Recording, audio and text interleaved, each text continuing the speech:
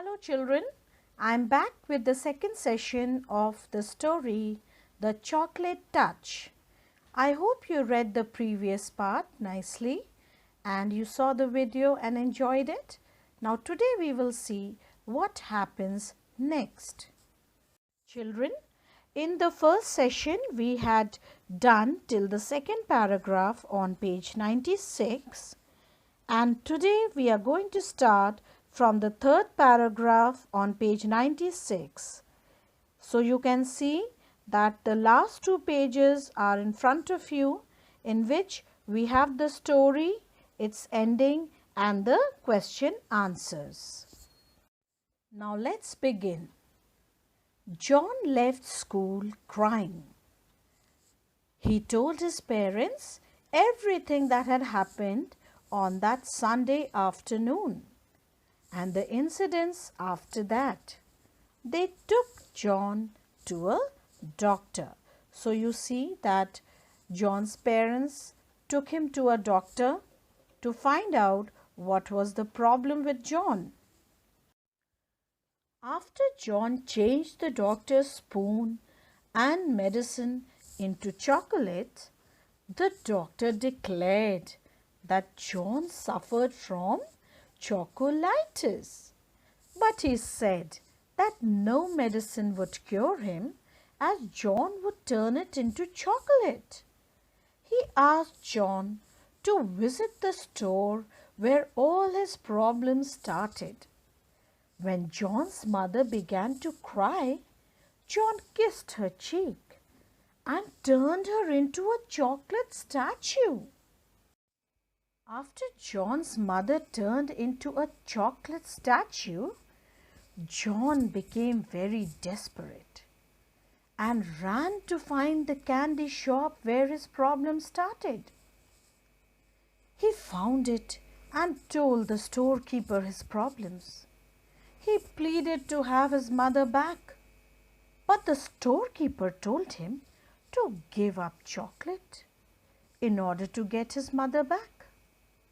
It was a difficult choice, but John loved his mother more than anything else, even chocolate. So he promised to leave chocolate forever. So you see, children, the greed for chocolate. John's greed for chocolate brought him to this. And he was so sad and he was so desperate. Now what is he going to do?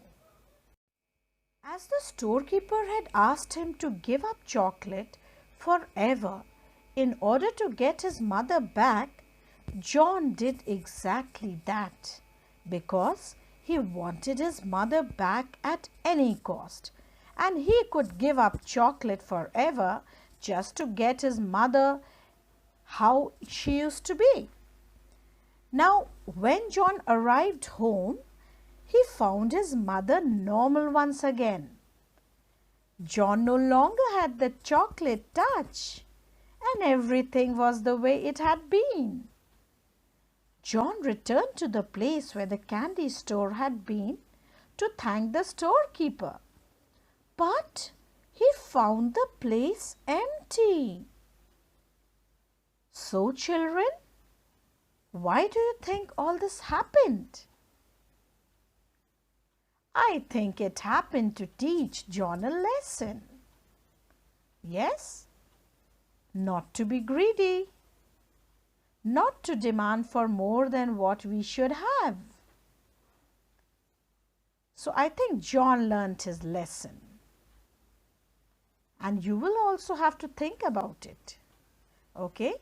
Anything that we require, we should know whether it is okay for us or it is too much. We should always listen to our parents and follow their advice. So you see, John got everything back, but he had to sacrifice his habit of being greedy. So today we learnt a lesson that we will not be greedy. And I hope you liked this lesson. Okay, children? So this is all for this chapter, and now we have something to do in our classwork copies. Now you can see in front of you we have 4 questions that you need to do in your classwork copies very, very neatly. The first question is, what did John Midas buy one Sunday afternoon? The second question is, what strange things started to happen and when? The third question is, how did John feel about the strange things that were happening? And the fourth and the last question is, name the things that John changed.